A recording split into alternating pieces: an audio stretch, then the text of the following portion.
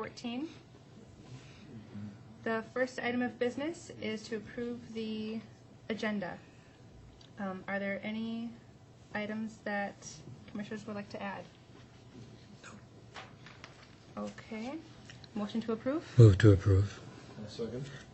All right, the motion is moved. The second item for consideration is citizen comment. There's no sound. We can't hear anything. We're looking for citizen comment. Is there anybody that would like to address the commission? Okay, seeing none, we'll move on to the third item, approval of minutes for the meeting on January 6, 2014. Move to approve.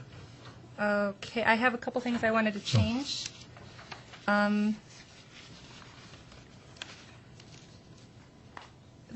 the first two actions of the last meeting, Kiefer was marked down as an aye, but I was absent during the first the approval of minutes and something else for the first two things. Okay.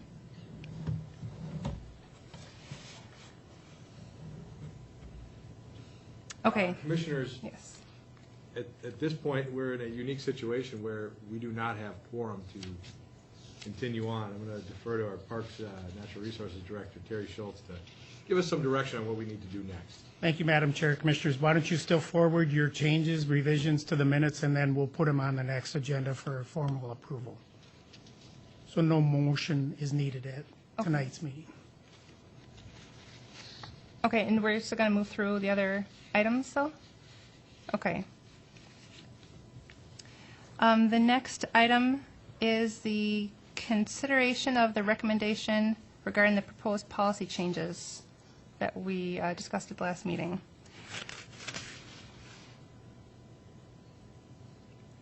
Thank you, Madam Chair, Commissioners. I want to walk you through the memorials in the parks policy this evening.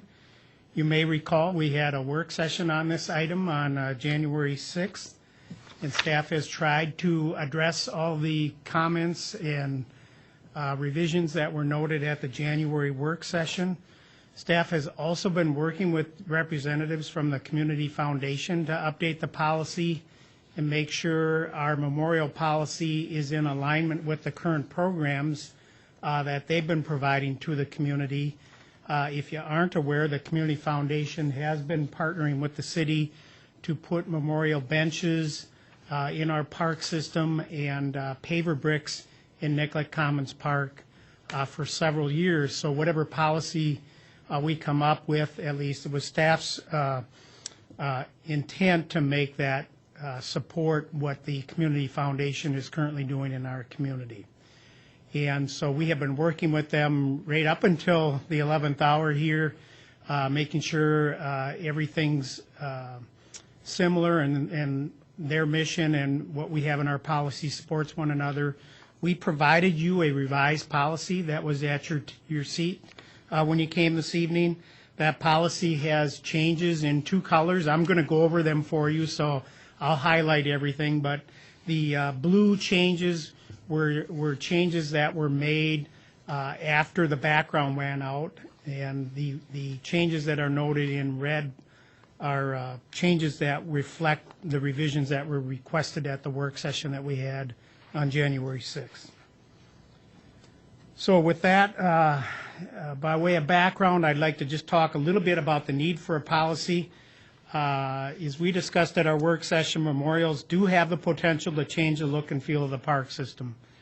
And so staff feels like it's time that we have a policy that helps provide direction for the types and locations of park memorials that are acceptable in our park system.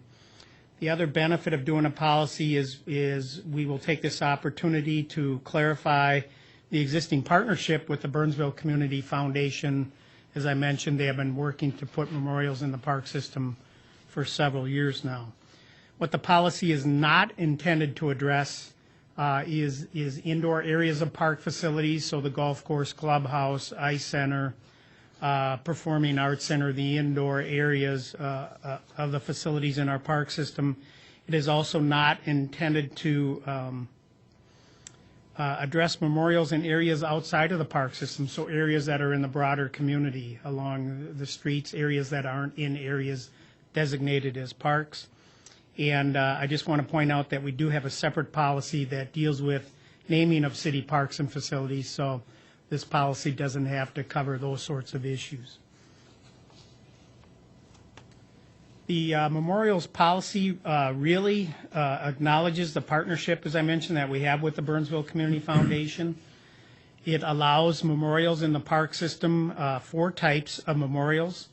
Memorial benches, and that's a program that is headed up by the foundation. Paver bricks in Nicollet Commons Park specifically, that is headed up by the foundation. Memorial trees, and general park donations, and I will come back to all of those categories and explain a little bit more. The policy does suggest, as proposed, that all existing memorials will remain until they are in need of replacement. At that time, then, they would have to come in to compliance with the current policies. I will just share that we have about 25 to 30 memorial benches in our community currently at a number of park sites. We have about 10 to 15 trees that are memorial trees with plaques. And then we have, I'm just going to say, about 5 to 8 various memorials, dugouts, picnic shelters, other unique sorts of things. Getting back then specifically to the policies and guidelines that would pertain to memorial benches, as I mentioned, the foundation would be the point of contact for donating a memorial bench. Currently, their charge is $2,500 for donating a memorial bench, and that price is for both new and existing benches. These policies, I should note, are policies that would be adopted by the city and are also adopted by the Community Foundation. The benches would match the current bench styles that we have in the system. The location would have to be approved by the city. So as the policy stated in the first draft, it needs to be in a location where we've deemed it appropriate to have a bench or where it seems to make sense. And ultimately, that would mean it either would be identified in a park system master plan or it would come to the Parks and Recreation Director for the Parks Director's approval.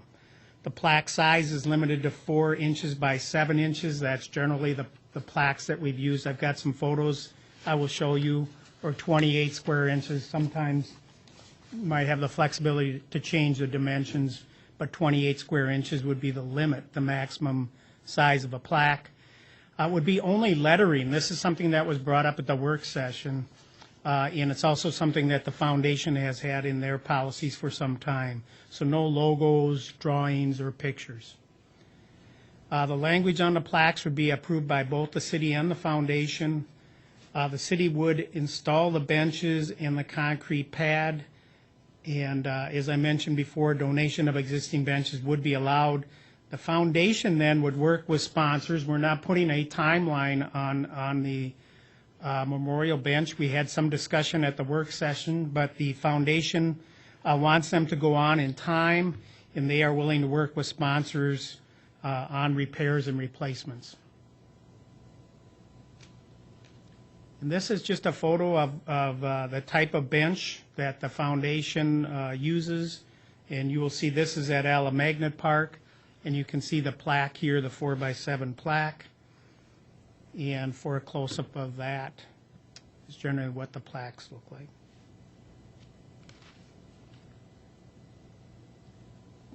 Now I'm going to move on to the next category of memorial donations, and those are paver bricks at Nicollet Commons Park. Again, the foundation is the point of contact for all of these sorts of donations. They offer 3 sizes currently: 12 by 12, cost is $750. An 8 by 8, the cost is $250, and an 8 by 4 paver brick, the cost is $125. Location is subject to availability, so we have, the walkways that are defined there. I think the foundation tries to accommodate folks' requests for a specific spot, but it's based on availability of bricks that aren't currently donated. The only lettering only lettering is allowed, no logos, drawings, pictures. Language on the bricks is approved by the city and the foundation. The foundation orders the bricks and then brings them to the city, and we install them. And again, the foundation, in this case, is responsible for repairs and replacements moving forward of those bricks. Memorial trees, the city would be the lead on that, and the city forester would be the point of contact. We had some discussion at our work session. The photo that you see here shows the current plaques that we're using next to the trees. They're a bit of a challenge to maintain. They get hit by the mowers a lot. And so as we discussed at the meeting, and staff is recommending that we eliminate the plaques with the trees. The folks will donate the trees, and they will know that they're in memory of a loved one, and there will be no markings in the field. The donor would cover the cost of the tree. The location and the species would be approved by the forester, and the city and the donor would partner together to plant and take care of the initial care. Typically, the person who donates the tree or the family, they want to be involved in the planting, and then they're usually very interested in the initial care. As you can see, we have a watering bag on this tree to help it get through its startup period. So we will partner to make sure the tree gets established. And from there, the donor would really be responsible for replacements. The tree will stay there until, for natural causes, it doesn't exist anymore. And so if a storm comes through and takes out a lot of our trees, we just want to say up front that we'll be able to replace all of the trees. Madam Chair, there's a question. Commissioner Nachman? Terry, you said natural causes. Are automobiles knocking down trees natural cause? I would lump them in with that. Thank you. The only exception, Commissioner Nachman, commissioners, would be, if we as a city staff made a mistake and took down the tree and we weren't supposed to, then obviously we replaced it. But we have a pretty good system now of identifying all of our trees are in our GIS system, and we have them labeled, and we can mark them as donor trees. Then this whole category was something that the commissioners recommended we add to the policy at our work session, and that's a category just called General Park System Memorial Donations. And it's simply an opportunity for somebody to donate funds in memory of a loved one, not really directing it to a specific project, saying, I'd like to have you do something to improve the park system, and we would identify a project that makes sense and then give them a certificate of appreciation and describe how the funds would be utilized to improve the park system. Everything else in the policy, other memorials outside of those four categories, would require review by the Parks Commission and City Council.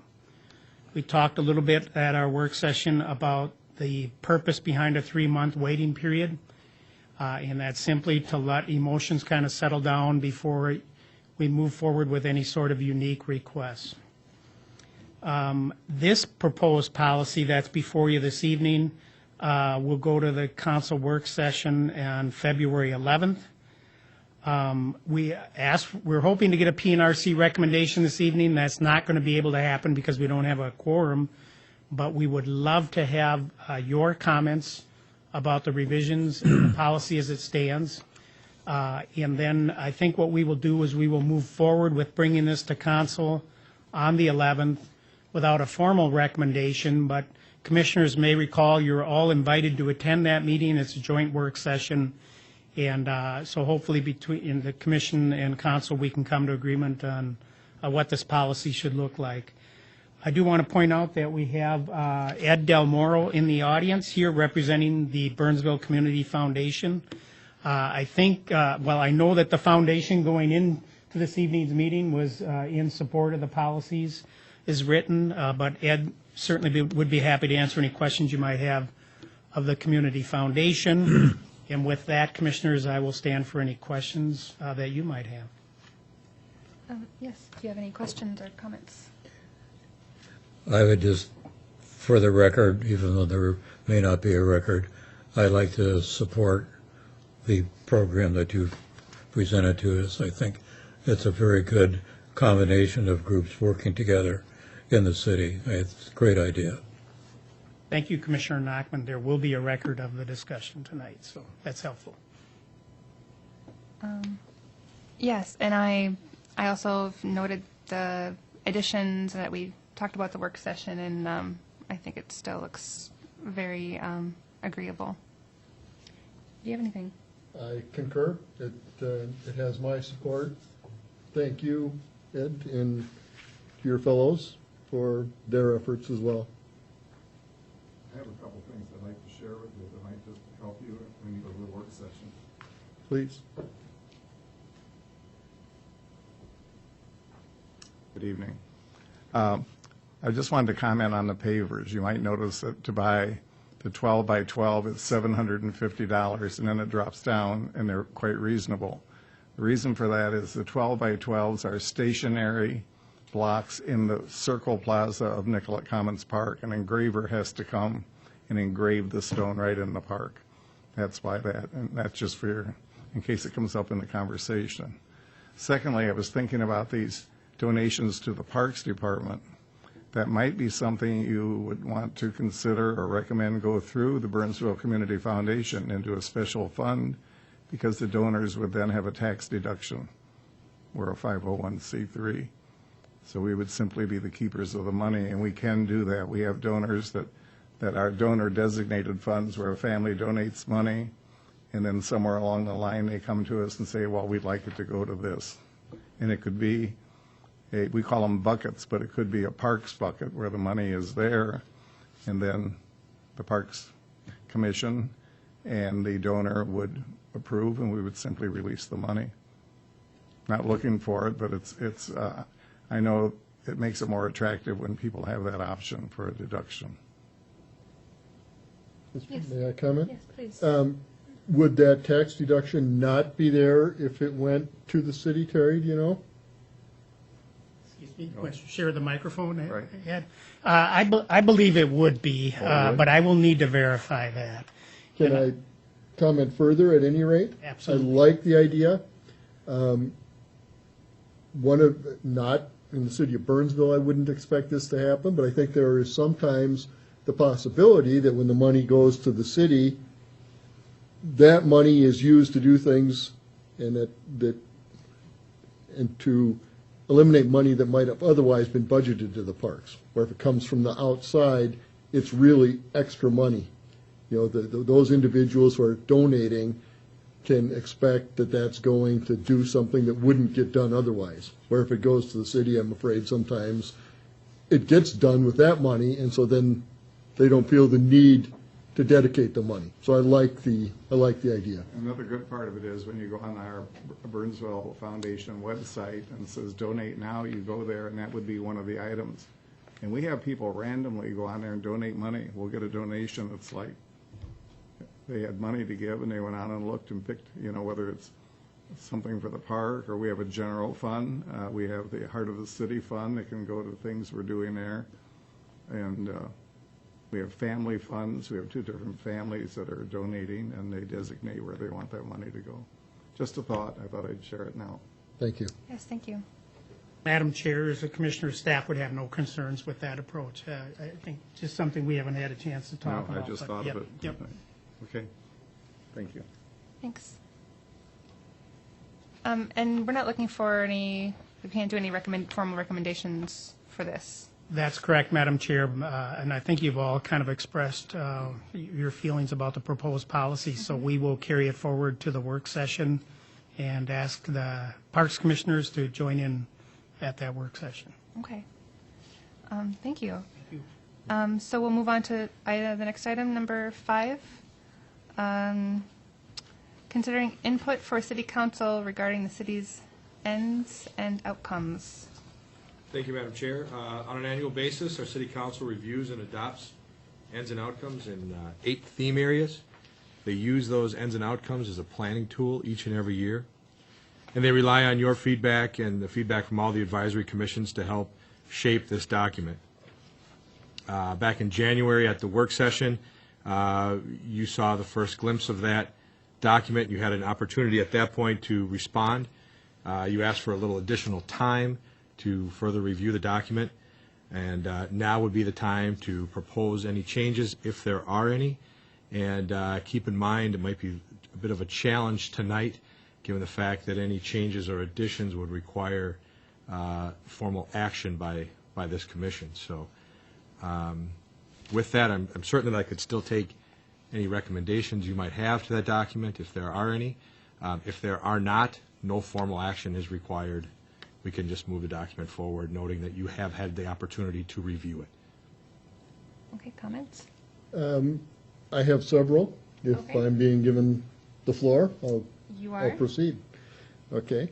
Can we take a look first at development and redevelopment?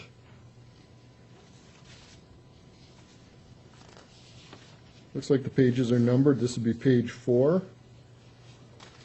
I'm looking at the top. Job creation, retention, and an enhanced tax base are assured by growth, redevelopment, and sustained viability of commercial and industrial property. I'm a little bit sensitive to the fact that indefinite growth in a finite area or with finite resources is impossible. And I would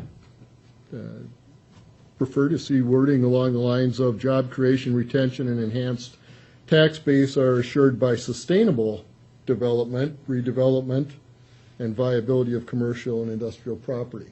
It's a minor change, but instead of growth, we would insert sustainable development.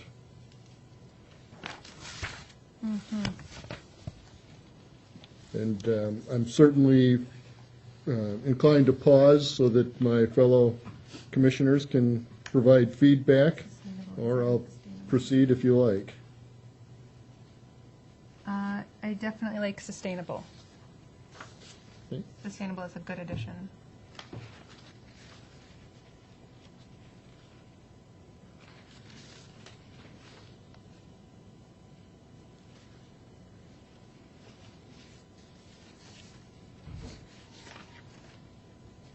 Do you have additionals? I do have additionals. Okay, please continue. Let's jump to page 8.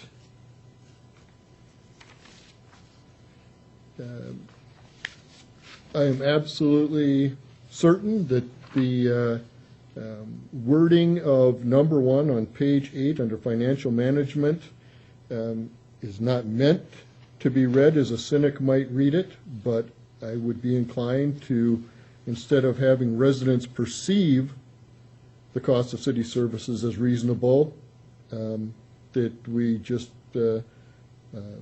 commit to making sure that they are. The perception is one thing, and I can understand in politics where perception is sometimes more important even than reality. But I think that what the wording would be much better if we were committed to that end rather than just to be perceived to be committed to that end.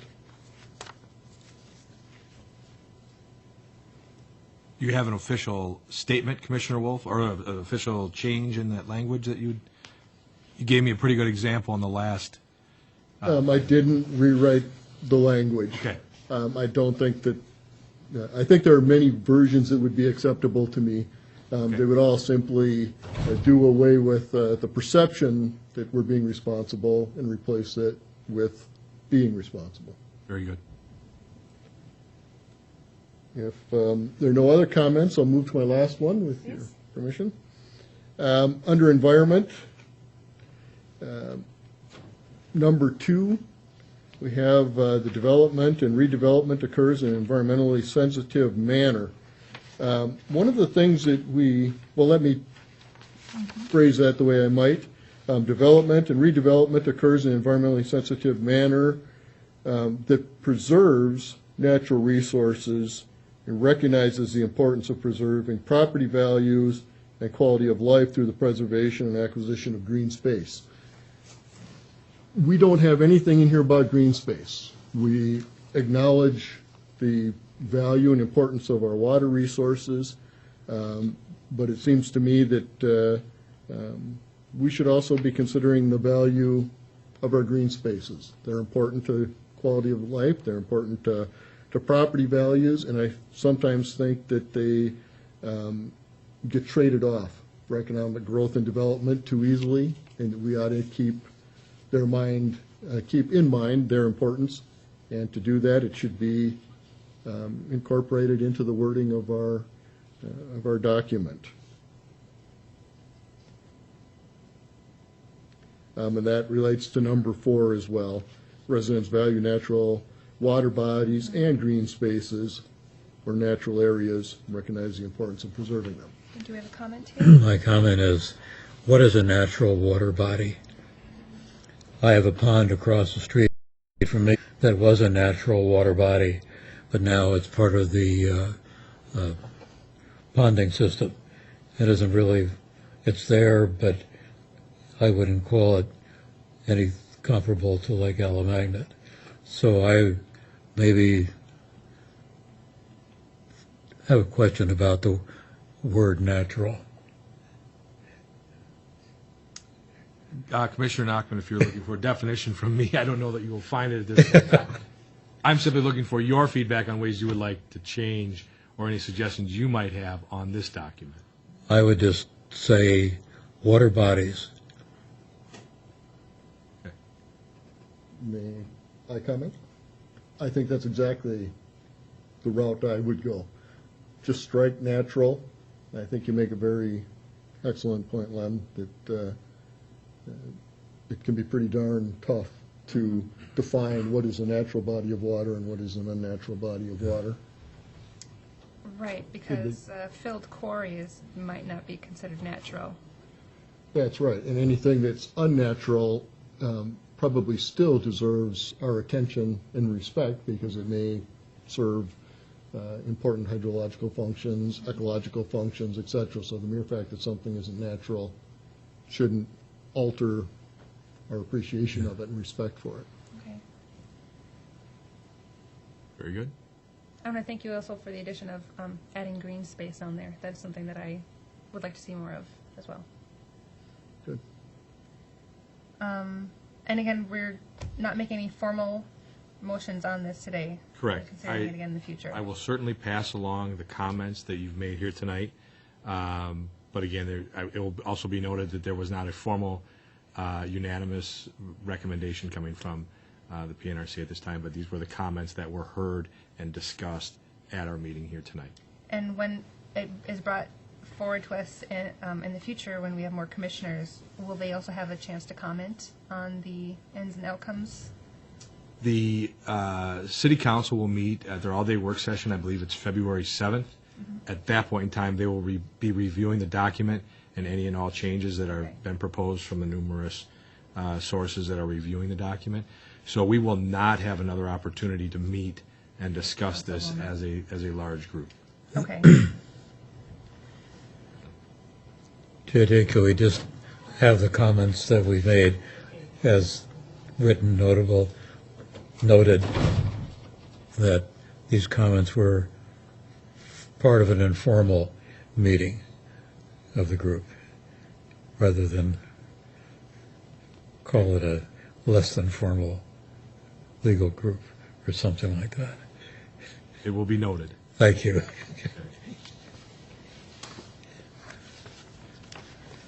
Okay, and making no formal actions on that, we'll move on to item number 6, which is miscellaneous.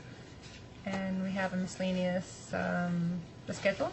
I have a few items under the miscellaneous heading. The first one is, again, a note that we are not meeting on February 3rd. There is no formal PNRC meeting on that Monday night. We are being bumped for other uses in this room. And then on February 11th, we have our joint meeting, as Terry mentioned, with the City Council. It's actually at their work session.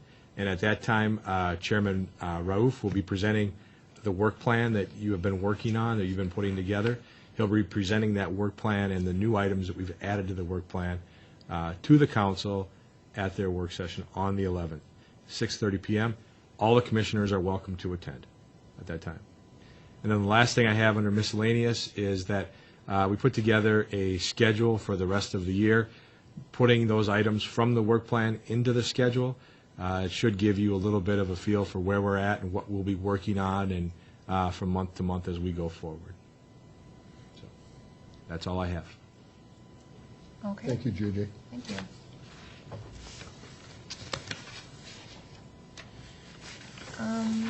And that brings us to the end of our formal meeting agenda. Do we need a motion to adjourn? Because we can't do formal motions? No formal motions can be made, but I'll make a motion to adjourn anyway. Well, okay. And informal. Formally. Then that informally brings us to the end of the meeting. Thank you all for attending and watching the Burnsville Parks and Natural Resources Commission.